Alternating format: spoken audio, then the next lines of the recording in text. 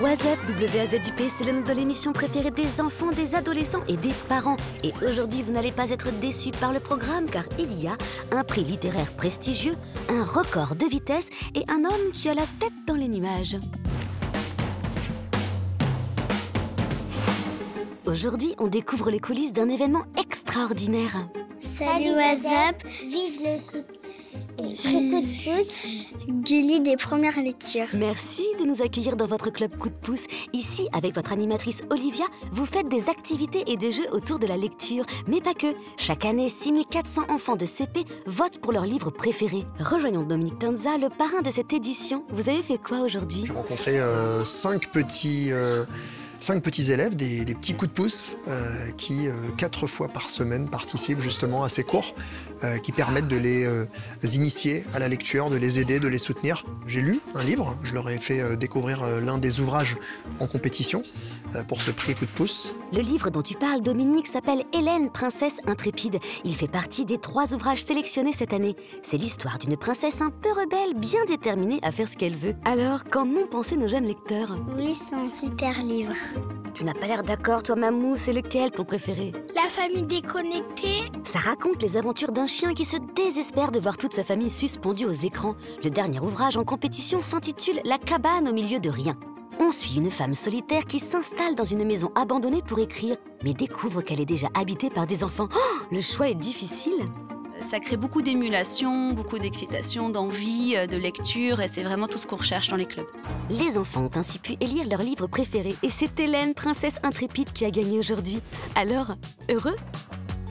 Oui, j'ai aimé, parce qu'on a tous voté et que Princesse Intrépide a gagné. Les illustrations, ils sont bien faits. Aussi, les dessins, ils sont bien faits. Mais ce n'est qu'une étape. Des séances de vote comme celle-ci auront lieu dans près de 1300 clubs à travers toute la France. Et le 21 mai prochain, on pourra connaître le grand vainqueur de cette année en exclusivité dans What's Up. Les enfants étaient super contents, super fiers de pouvoir avoir leur petite carte d'électeur et de participer à ce vote. Voilà, je les ai sentis super investis et même au moment du dépouillement. En votant, ces ateliers sont aussi une façon d'apprendre à nos jeunes lecteurs à devenir les citoyens de demain. Merci pour cette journée, c'était passionnant. Au revoir, What's Up. Un ingénieur américain prétend avoir battu le record mondial de vitesse lors d'un lancer de frisbee. C'est étonnant car Shane ne semble pas être un expert dans ce domaine. Alors, vrai ou pas? Les pouvoirs de la science et de la technologie repoussent chaque jour les limites. Et Shane le sait bien. Cette fois-ci donc, il s'est lancé dans la construction d'un bras capable de lancer très fort et très vite un frisbee. Les 2 plus grosses difficultés dans cette affaire ont été le contrôle de la vitesse, mais aussi de la direction. C'est complètement ridicule, mais aussi super cool.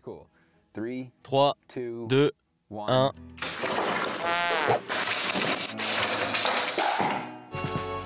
Ce qui est bien avec Shane, c'est qu'il n'abandonne jamais. La persévérance, c'est ça la clé du succès. 3, 2, 1... C'était la bonne celle-ci. Son frisbee a atteint près de 160 mètres à une vitesse de 185 km/h. Un record impressionnant, mais il ne peut être officiellement validé car il doit être tenu en main. C'était donc faux. Sacré Shane.